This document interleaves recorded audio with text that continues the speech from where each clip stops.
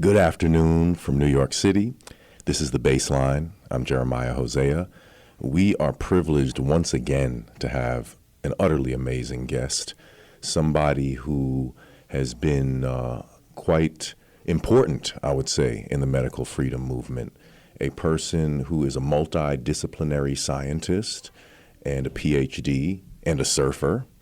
And I'm very pleased to welcome on the airwaves with us Jessica Rose, PhD. Are you there, Jessica? I am. Can you hear me? Yes, I can hear you. Excellent. Hopefully there won't be too much of a delay of any kind. But thank you so much for joining us today, Jessica. I'm a huge fan of your work. Thank you for being accessible so we can get you here on the PRN airwaves, the Progressive Radio Network. And I realized you were double dipping because this is your second appearance on PRN this week, if I'm not mistaken. But Yeah. but that's okay because there's so much to talk about. And first of all, I want to get right into the subject of your recent Substack and this thing that is sort of the new big deal in this inquiry into the vaccines. The COVID vaccines, of course, is what I'm referring to. I don't even like to call them vaccines. I call them products that were falsely marketed as vaccines, et cetera. That offends a lot of people, but I'm not thrilled about these interventions that were forced upon the public, and they seem to be rather harmful from all that I've gathered. And, you know, just to make it clear, by the way, Jessica, I'm a bass player. I'm a chess teacher. I mostly teach young children. I'm a father of 2 young kids. I'm a family man. I actually left school after 3 semesters. I was doing pretty well studying history and philosophy, but I went on the road playing bass, and I wound up basically being a bass player for 20 years. And I'm just a concerned citizen. I'm an autodidact in my own right, but I claim no expertise or authority in these areas whatsoever. I'm inviting guests such as yourself to help illuminate some of these matters where, you know, it's pretty difficult. And I would say, well, I'm very pleased with myself as a self-trained scientist over the past 3.5 years. Once we get into the DNA stuff and the genetic stuff, then I start tapping out. So I'm hoping you can make some sense out of this for us and explain to us, first of all, what's going on with this issue of DNA contamination. What has been observed? What are the concerns? And my third question in that little trio of questions in terms of what's going on now is simply, why is this being discovered now? Why is this a breakthrough now, 3.5 years into this whole ordeal? The floor is yours. Please get us jump started in terms of this understanding of what Plasmid-Gate is. Plasmid-Gate. So first, I just want to say, if I dip out, it's my internet signal. So be patient and wait for me to come back. Right. I'm also a bass player. How Oh, cool that's is so that? cool. It was my first instrument. Oh, I hope we could jam it sometime. One day I bought a Fender Precision 1950s reissue when I was 17, and so it was like my first musical instrument. And I taught myself how to play by learning every single No Means No song, which is a Canadian punk band. Oh, cool. That is so awesome. Yeah, it was. Now I'm even a bigger fan Yeah. of yours, as if that were possible. I didn't think that was possible, but now I'm just just through the roof enthusiastic to have you on this show. And by the way, I want to correct my pronunciation. Plasmid-Gate. I think I might have said Plasma-Gate, but again, this is not my wheelhouse. Yeah. So we have this very interesting thing of plasmid DNA. So what do we know about this, Jessica, and what are the concerns, and why are we discovering this now? Yeah, so probably the best question is, why did it take so long, huh? Because this is the kind of thing that A, isn't supposed to happen, and B, if it does happen and it was known in terms of, product contamination, then why did everything just keep moving forward? That will be questions for litigators to ask soon. So we're talking about the Pfizer and the Moderna modified mRNA products. when we're talking about DNA contamination in terms of the COVID-19 injectable products. So it has to do with the way that the modified mRNA was produced. So there's basically a 5-step manufacturing process that was used for the products that were produced for commercial use, which are the products that were injected into people. This manufacturing technique or setup was different than the setup that was used for the products that were used in the clinical trials that Pfizer used, for example. What I mean by that is it's literal. There were 2 processes used, and they were called process 1 and process 2. And they basically created different products.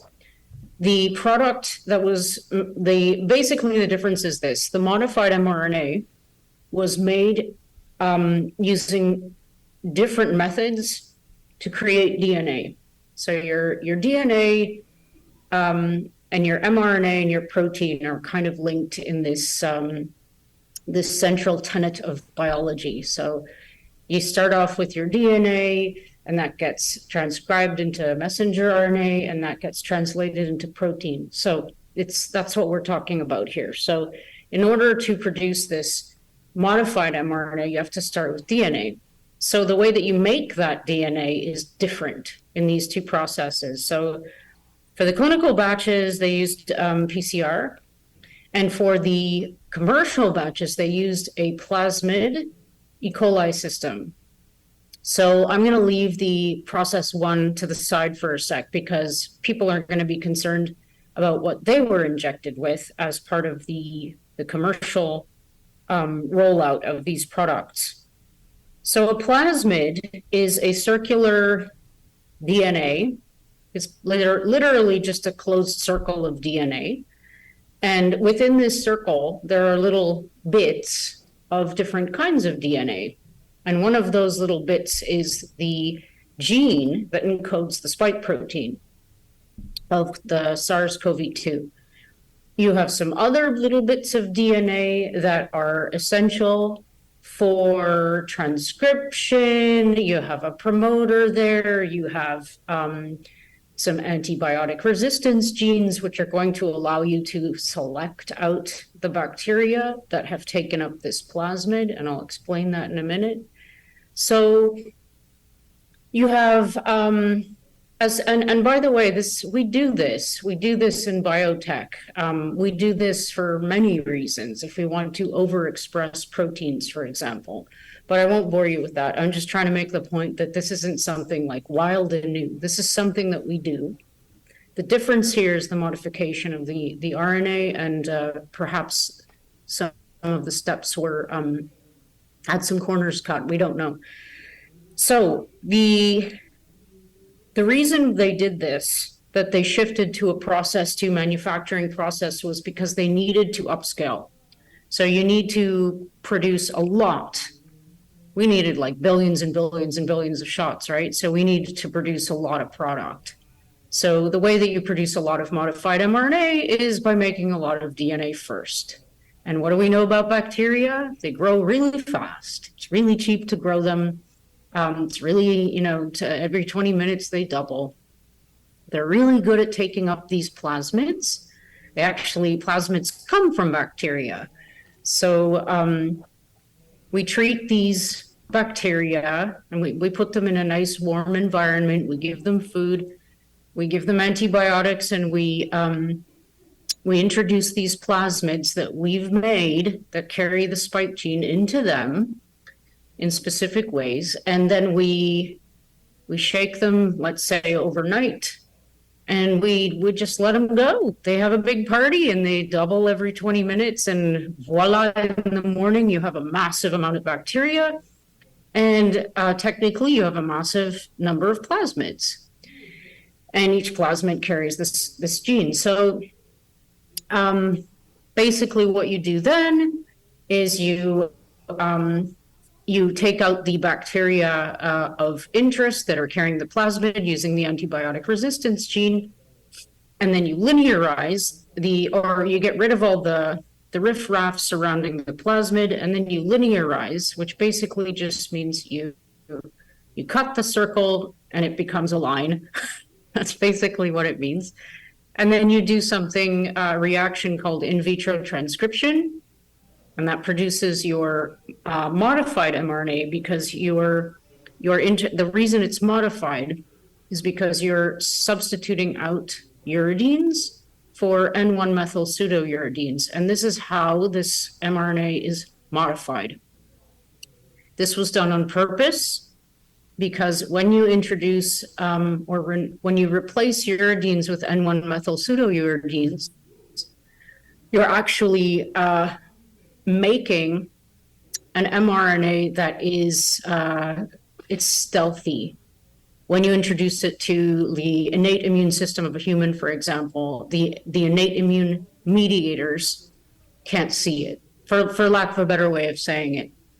So it makes these guys, basically what it does is it makes them stay in the body longer, and it makes them resistant to removal and detection. This was done on purpose. This was the design. It's going to come with an enormous number of potential problems, but we're not going to talk about that, because we're going to talk about this DNA thing. So if you've been paying attention, you could probably figure out that once you get to the end and you've done your in vitro transcription reaction and subbed out your use, you have a modified mRNA product, but you also might have some carryover of DNA, and you might have something called endotoxin or lipopolysaccharide, which is part of the E. coli membrane. This happens when you use the system sometimes. So at the end step, the most important and expensive step, by the way, you have to clean your product. The only thing you really want to carry over for wrapping in lipid nanoparticles is this modified mRNA. So you have to clean out your DNA. You use an enzyme usually called DNase 1, but there are different kinds of enzymes to cut up DNA for removal. And also you remove your endotoxin, because you definitely don't want carryover of that into a product, because if you inject endotoxin into someone, you could kill them. And, technically that's not what they're trying to do. So what we think happened, and by the way, it's crazy, I haven't even mentioned Kevin McKernan. This was all discovered by Kevin McKernan. He's got a company called Medicinal Genomics, and he has a lifelong career in genomics. This is what he does. And he stumbled upon this quite by accident when somebody had sent him some of these bivalent Pfizer vials, and he needed a control for some other thing that he was doing in his lab. And he discovered these DNAs quite by accident. This work, by the way, while I'm at it, has been reproduced in multiple labs. One of the first people to reproduce this work actually set out to debunk it and was surprised to find out that Kevin was correct. Was that Philip Buchholz by some chance? That's right. Okay, yeah. Dr. Philip Buchholz. And David David Speaker. We've recently put out a preprint of the latest in this work. He's a Canadian vaccinologist, immunologist, and he's actually tested many vials. So this paper that we recently put up on a preprint server is showing that work. And so this is only Canadian data. These are lots that were given in Canada. And there's pharmacovigilance data from Canada as well. So go check that out. It's on OSF preprints. And let me just read the title so people can look. Oops, it's not coming up very quickly, is it? Never mind. What we think happened here was that the product, clearly the product wasn't cleaned properly. So that could either have been negligence, or it could have been that the DNAs just didn't work that well. But what we think happened is that something called DNA RNA hybrids were formed. This happens, it's also not something like super naturally special. DNA RNA hybrids are a thing.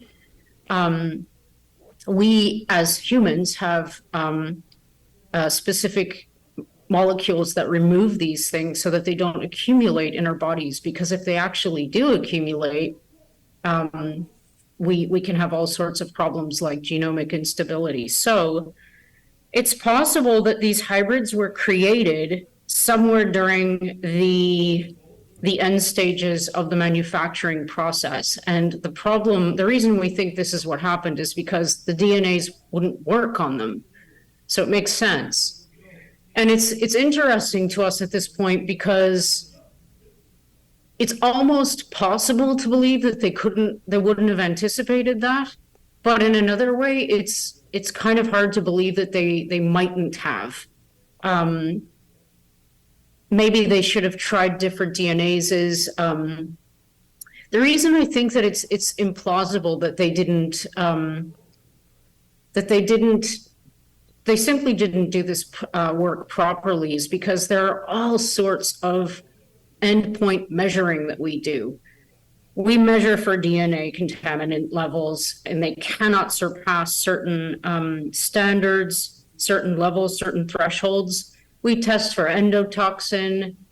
They cannot surpass certain levels. So there are different kinds of ways to do this testing, and usually different methods are used to kind of make double or triple sure that you don't have impurities in your product, because that could be disastrous. Not just for human health, but for your company, if that's what you care about. So the bottom line here is something went wrong. It's not acceptable. And Kevin was the one who discovered it. None of the regulatory bodies discovered this. Nobody along the line who very likely, admittedly knew that there was a problem did anything about it. So it was a citizen scientist, basically, who after, like you said, 3 odd years, discovered this and brought it to life independently, brought it to the public. And as soon as he published his first article on this, I mean, him and I are colleagues anyway, since this all started. I just about, like, my jaw dropped to the floor. I'm like, you've got to be kidding me. Like, I understood immediately what it meant when he said that he discovered this, and it evolved very quickly because he was dedicated to finding out if this was real, if it was reproducible. He made all of his methodologies, and like everything was absolutely transparent from the beginning. So what this means is that, okay, well, first, before I say what it means, every single vial that's been tested in 5 different independent labs with different vials that came from pharmacies, unopened, untampered with, for the most part, were they contain DNA, let's call it contamination, residual DNA at levels that are above the EMA standard, which is 330 nanograms of DNA per, I'm going to get the units wrong. Anyway, it doesn't matter. It's not going to mean anything to anyone. There's a threshold, and these, for at least the vials that Kevin has tested, they have been well above that. And that's, I mean, it's beyond a red flag. It's beyond a safety signal. It's something that normally in the past would have immediately caused withdrawal of these products from the market, at least temporarily, until we test more vials. So we absolutely need to test more vials, and we're going to do that. And we have to start testing people too, because the reason why we really don't want to introduce lots of little bits of foreign DNA into our cells is because of the potential problems associated with that, I mean, immunologically, first of all, an aggressive immune response, but integration into the genome. And everybody's been told, aggressively so, that there's absolutely no issue of integration with these products, and there never will be, because they're based on mRNA. So, mRNA can't integrate into DNA. Since then, a paper has been published that has shown that, and this isn't the DNA contamination story, this is before this, that there is a reverse transcriptase in us called line 1 that acts on the modified mRNA to reverse transcribe it to DNA. And the question then became, can this integrate? Because if it does, we're in a boatload of trouble. So we don't have evidence yet that by this methodology, integration has occurred. As soon as that paper was published, people should have been tested for possible integration events. But, suppression is a bitch. Sorry to swear, but so this is more serious because this is already DNA. You probably already guessed that. So we don't need a reverse transcription event. And Philip he measured the DNA using a different technique. And what he discovered was that there were a lot of little pieces. And so he compared this to buckshot. So basically you're aggressively Trojan horsing your cells with an onslaught of foreign material, a lot of which, 33%, according to Kevin's findings, are DNA. So let's put it this way. No one can say that there's no chance of integration and problems associated with that. No one can say that because it hasn't been shown. And until it is shown definitively, I mean with a lot of people, like 100% of 1 million people don't have integration events, that might make me feel a bit better. We cannot say that this isn't a problem. And that's what the pushbackers are starting to say. Now, in addition to, well, let me continue that thought. If you have an integration of a small bit of DNA into a gene that's important in your genome, you can imagine that bad things might happen. Let's just go all the way with an example here. Let's say you have an integration event inside your p53 gene. So this gene is the so-called guardian of the genome. It's very important for making sure tumors and cancer doesn't run away and have a big party on you. It's a surveillance guy. And so if you interfere with the functionality of your surveillance system, you might be in trouble.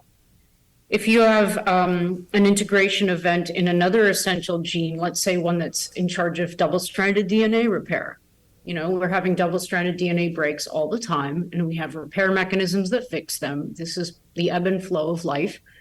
But if you have a defect or an introduced dysfunction of one of these necessary genes, you're in trouble. So one of the other things that Kevin found, it's not just random little bits of DNA that we're talking about here. We're talking about specific bits of DNA that have function, that don't have any reason to be there, by the way. So one of them is called SV40. There's a promoter and an enhancer that Kevin found in this plasmid. So if you're using the E. coli system, like I described, because this is a prokaryote, there are certain promoters, which are the guys that start transcription, that you use to optimize your system, to optimize, the transcription part of your manufacturing process, basically. So we use something called a T7 promoter commonly in on the bench. And so it's interesting because that Pfizer's actually disclosed their plasmid map that they claim to have used for the commercial production.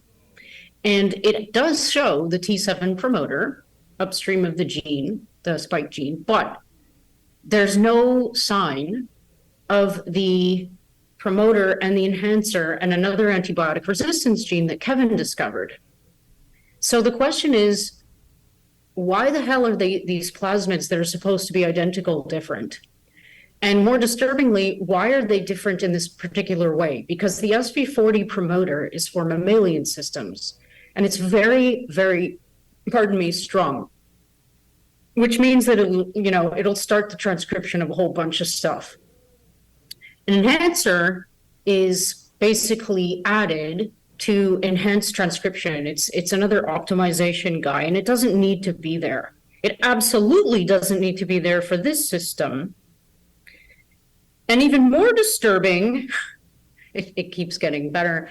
The SV40 enhancer, through our discoveries, has as a special function. David Dean is a gene therapist.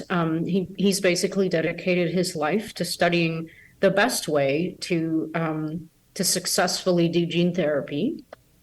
And one of the things you have to do as part of being a gene therapist is get stuff to the nucleus efficiently.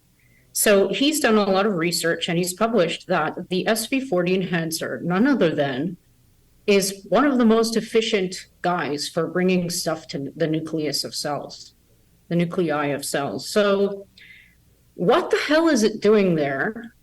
And is this thing functioning to bring stuff to the nucleus and into the nucleus? It's essentially optimizing integration events.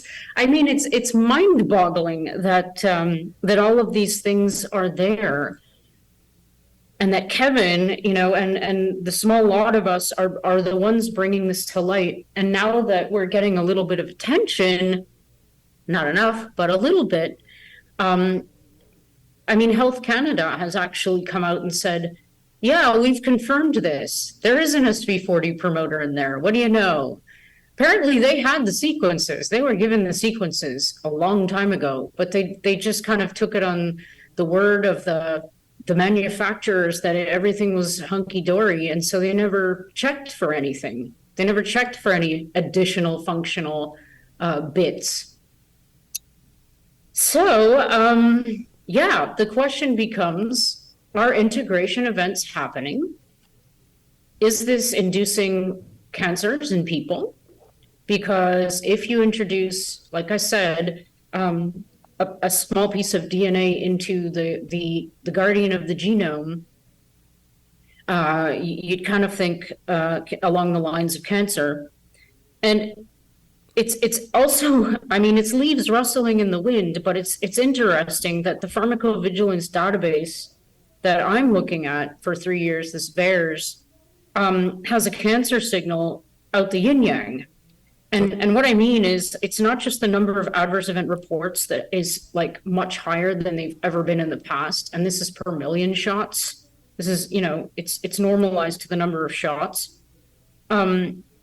We're looking at rare cancers, the development of like male breast cancers and acute lymphocytic leukemia in old people, which is weird because that's a childhood leukemia. And so it's like, you look at that, and then you hear oncologists saying, I have so many of my patients who are in remission, who've come out of remission, and we don't know why. And suddenly they have stage 4 cancers. And you're hearing the word aggressive cancer being used a lot. Right. Since 2021. So it's like, it begs the question, is there something related here?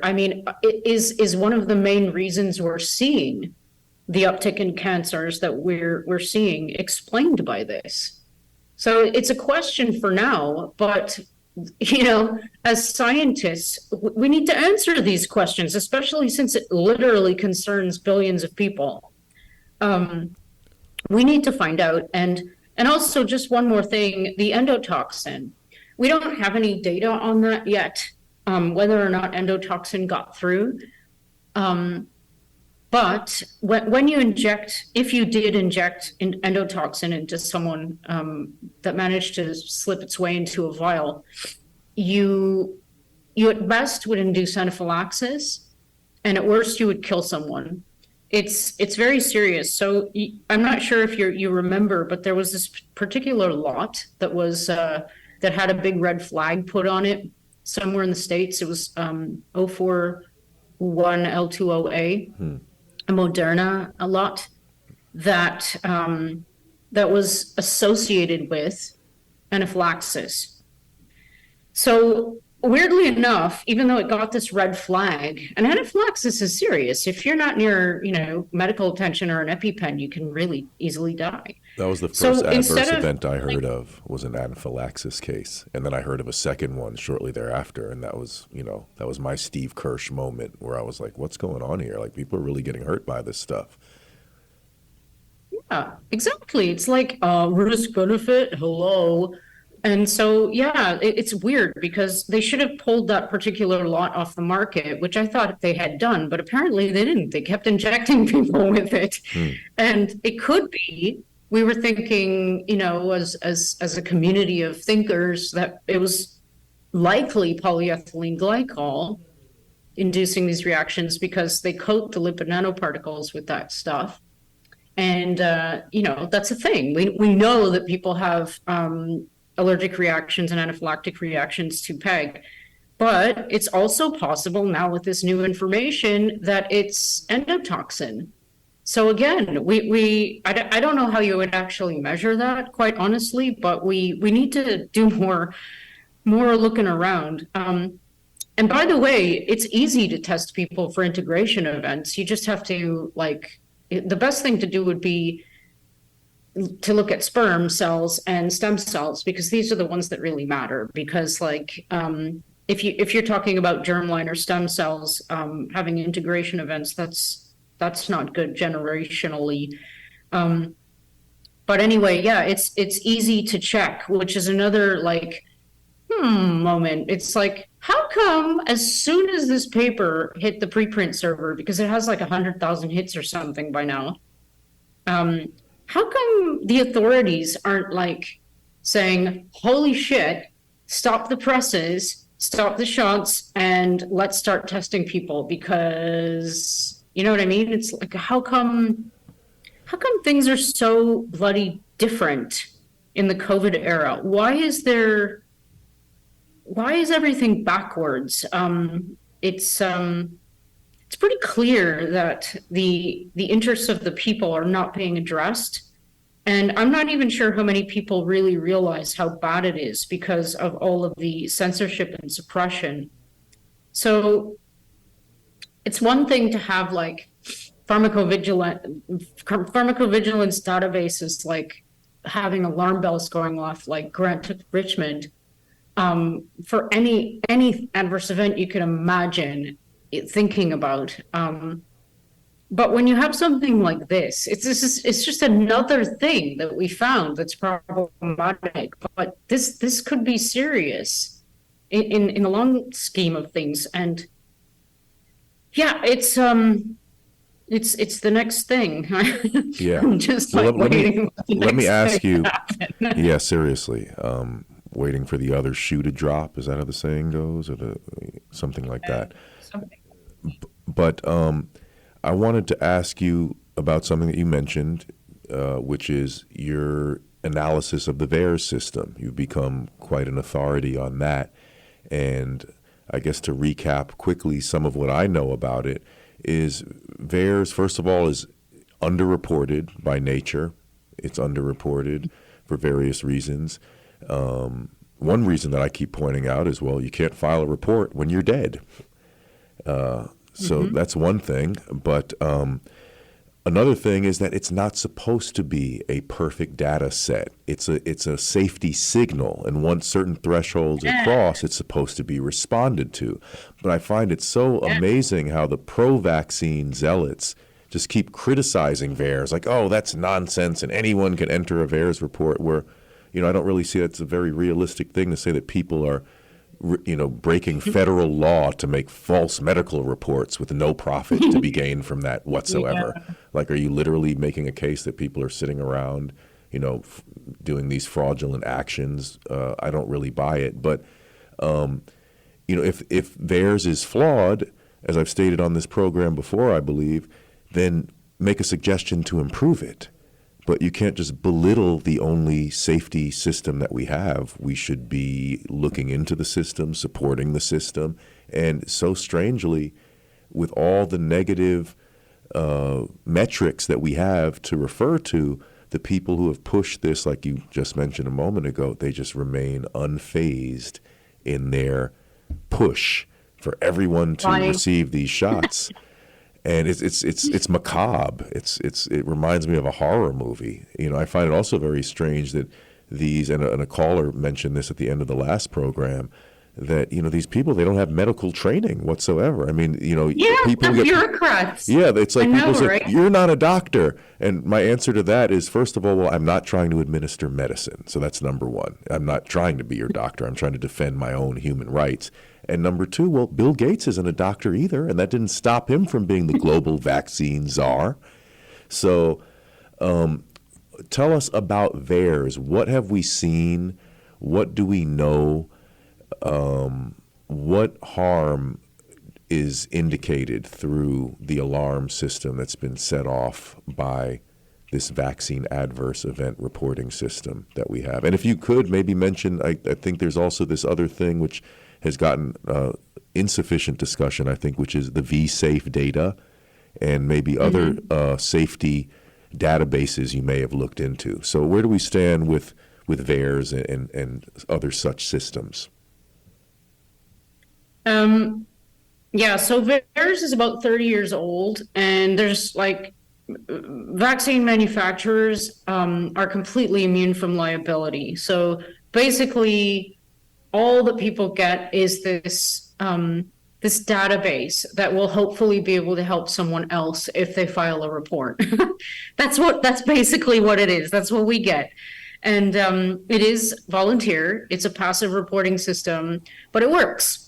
This is another thing that people need to be reminded of who are trashing it. And by the way, it's not a person in high school. It's a data set. You don't have to be so aggressive against it, people. Right. It's like, oh man. Anyway, so the rotavirus vaccine from 1999 was pulled from the market because of a safety signal that emanated from VAERS. So there were a few hundred intussusception cases in young children that were noticed, because we monitor this system for safety signals. That's what we do, or that's what the owners of the data, the CDC and the NHS, do. And they noticed this signal. And so they did what they always do. There are a couple of things that you can use as assessment tools. You can do the PRR analysis, Bayesian analysis, or you can use causality assessments. So you use something called the Bradford Hill criteria, which there are 10 of, and you basically just test 6 out of 10 of these, and you come up with a verdict. Very likely, unlikely that there's a causal situation. So this was done, and it was determined that the rotavirus vaccine was very likely the cause of the intussusception. So they pulled the product. So VAERS works. That's the point. It's functioning. It's functioning very well since 2021, as is obvious if you go look at the number of reports in the context of the COVID products. So the average number of adverse event reports per year for the last 30 years was about, and for all vaccines combined pre-COVID, was about 39,000. Okay? All over America, all the products combined, 39,000 adverse event reports. Might sound like a lot, but in 2021 alone, there were just shy of 1 million reports in the context of just 3 products, the Moderna, the Pfizer, and the Janssen. So what everyone was saying was, well, it's obviously because there are more shots being doled out. So I was like, all right, that's not a bad argument. Let me check that out. And it takes a little bit of napkin math in 3 minutes, and you can simply compare it to the flu. Like, you don't need to look at all the vaccines combined. Just look at flu. There are about 2.3 times more COVID shots in a certain time frame. Let's just say like a time frame of a year, doled out as per the flu shots. So if there's no additional danger, if there's nothing different about the COVID shots, danger-wise, injury-wise, then you shouldn't see a disproportionate number of adverse events or range of different types of adverse events. But there's a huge discrepancy, and so it's obvious that there's something different about these products. If there aren't only, say, 2.3 times more people reporting, as opposed to, I don't know, however many times there are, I can't remember, but obviously they're different. And so that has been completely debunked. It's not because there are more shots given out. Absolutely not. There's something different. And of course, there is something very different about these products. They're not conventional vaccines at all. It's a totally new technology. Two new technologies, as a matter of fact, the lipid nanoparticles and the modified mRNA. Yeah, so VAERS has been emitting these horrifically loud signals since 2021, and they've been ignored. In January 2021, like 6 weeks out from the rollout start, there was enough of a safety signal in death, just in the reports that had been entered. We're not talking about backlog. We're not talking about anything, just the ones that had actually managed to get into the front end VAERS system. Way more than enough of a signal to shut that thing down. If you look at intussusception, and that's intussusception, that's not death. Death is permanent. So no answers from any of the CDC director or the NHS about like, hello, how come you pulled a product for something less than this? How come we're not even seeing a causality assessment done? What the hell? You know what I mean? So it's tumbleweed. And so over the years, I've seen everything grow. It's still growing. I mean, there are over 14,000 different types of adverse events reported in the context of these products to date, of a possible 25,000. From myocarditis to neurological problems to death to, you name it, cancer, you name it, it's there. And it's there in excessive numbers as compared to the past. That's important. And yeah, it's there's over like 1.5, I think we're up to 1.6 million reports in the context of only the COVID products now, as of October 6th.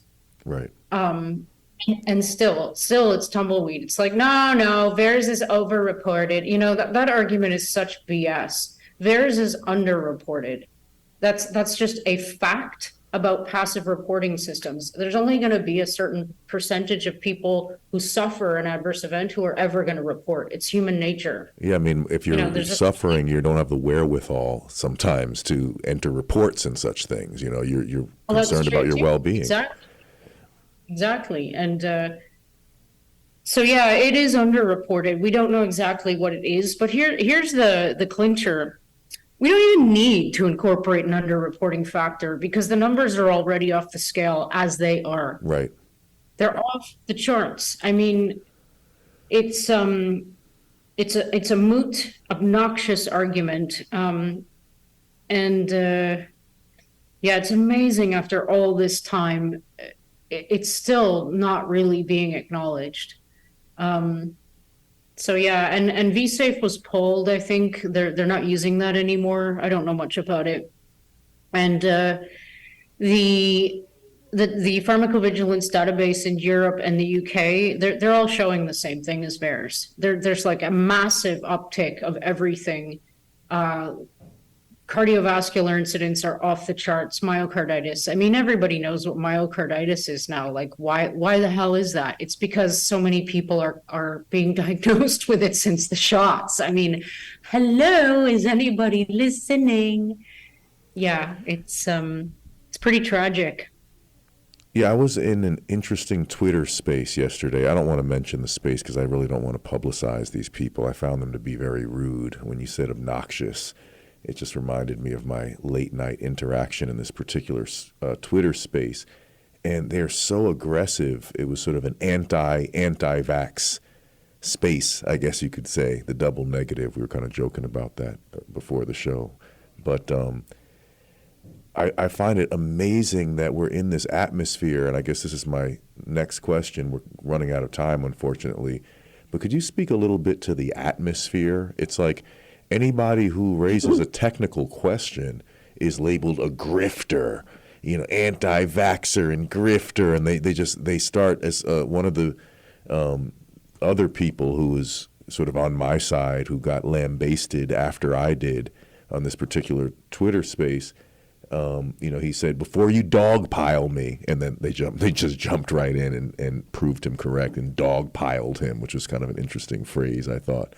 But yeah, it's such an aggressive atmosphere. I mean, is that relatively new? I mean, I'm sure there's been hostility between scientists and rival scientists and whatnot. I know Oh yeah, Einstein had his and rivals, but actually, isn't this a new atmosphere of hostility? Is it fair to say that? it's actually a really lovely thing to bring up because I often say, usually to myself, that I really miss, honestly, I really miss that nerdy science, like arguing thing. Everybody who does science knows what I'm talking about. Like even if you're like a mathematician and a statistician, it's like you're always arguing and fighting about, something like math is better, no, stats is better. And there's never perfect agreement, but that's the gorgeousness of science. It's like that's what makes us move forward because people don't agree. And I really miss that. So that's not what we have now since the hiring of the 77th Brigade and all the trolls. There are people whose job it is now. They're hired to do this. That's what it seemed like to me. They, Shills is the term, right? They're shilling. yeah, and so that like this whole thing of this is my philosophy. Whatever someone is calling you, that's what they are. It's really simple. It's so like it seems oversimplified, but it's really not. I've applied this ever since I kind of realized that the truth in it, and it really works. It's like all the people calling, like I sit on a floor. I don't even have a chair with my cat. I mean, I haven't been paid a dime for any of this. And Right. I'm happy with it. I'm fine. I have enough to eat. I have a roof over my head. I'm not a materialistic person, so it works for me. But like people call me a grifter and that I'm for the free trips and shit like that. And I'm like, wow, that's like so far from my reality. So it's like that must be what they do. Yeah, it's pretty So amusing. there's this yeah, there is this it's not real though, right? It's a paid manufacturing um takedown system. It's not based on science, it's not based on reality. It's just another profession, unfortunately. But the thing about it is that I've written a lot of articles on this whole thing of hit pieces. I've had a number of hit pieces written on me, and I gotta tell you, um, I'm kind of like a sensitive human being, and the first time I read a hit piece written about me by someone who I never spoke to, it really, uh, Rattled you? yeah, that's a word. It made me feel creeped out and kind of like I don't know. It's a really hard. It's not a good feeling. It's like a lot of like dark, like not nice feelings come because it feels like someone's stalking you, and it was a female in this case, but it nonetheless felt really really creepy. And I'm a visualizer. I'm an empathizer. So I always put myself in the shoes of the person across from me, so to say. And so I was imagining this woman writing this personal, hateful piece about me. And what the hell must she have been thinking to conjure this up? Because I mean, first of all, she never emailed me to try and ask me any questions because clearly it wasn't about finding out the truth or getting to know me. Um, I'd never spoken to her, like I said, and so it just left me feeling like, why is this person pretending? No, it wasn't even that. It was like she created an entire version of me that was so far removed from reality that other people who also don't know me, who've never spoken to me, will probably believe because they haven't reached out or they won't reach out to actually ask me, hey, is any of that true? It was really awful. And so they're paid to do that. Like they're motivated. Some of them, the worst ones though, I gotta tell you, they're the ones who really enjoy it. Right. And that's a new kind of like gross evil person that I hadn't really encountered before this. They really enjoy being as, what's the word? Let's just be kind, okay? Oppositional as they can be, no matter how far removed from reality or the truth it is what they're saying. Science, personality, nature, whatever you want to pick. It's wild how they take such pleasure in the reactions that they get. And so very early on, it was like right after I got the first series of hit pieces, I decided this is too energetically draining, and that's its function. It's to drain me, to distract me from doing what I'm doing. That's the whole point of a hit piece, to hit and destroy. And so I was like, all right, I'm not going to fall for that. I'm going to put this under, I'm going to file this under you're an idiot, and I'm going to publish how I feel about it. So I did, about hit pieces and stuff.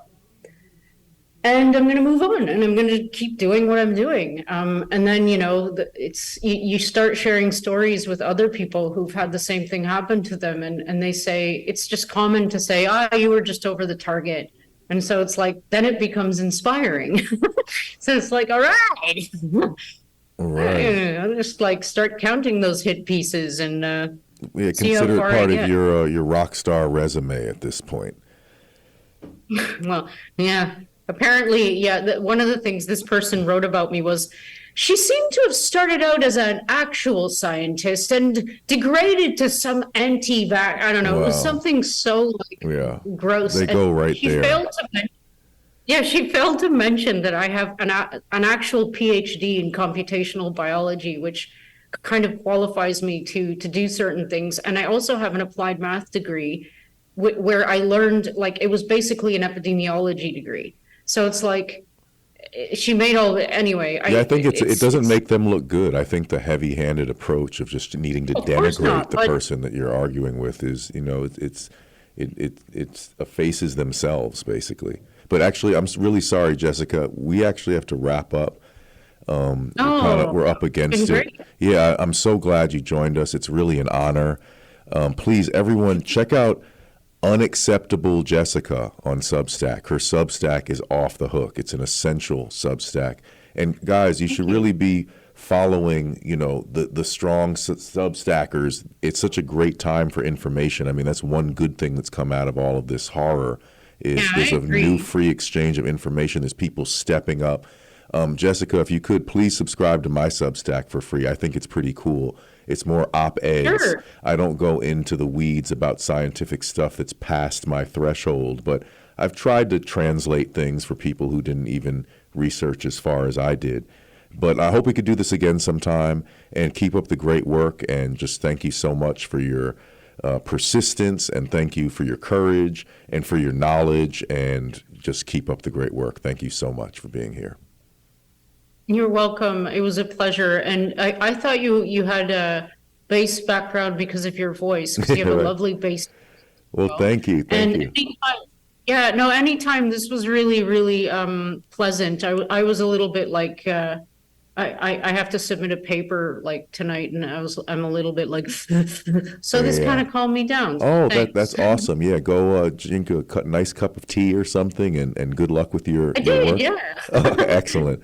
Well, have a great rest of your evening, I guess, over there, and Hope to speak to you soon. Have a great evening and weekend. Anytime, shoot me an email and we'll reconnect. Excellent. Thanks so much. Peace, everybody. That was the Bassline.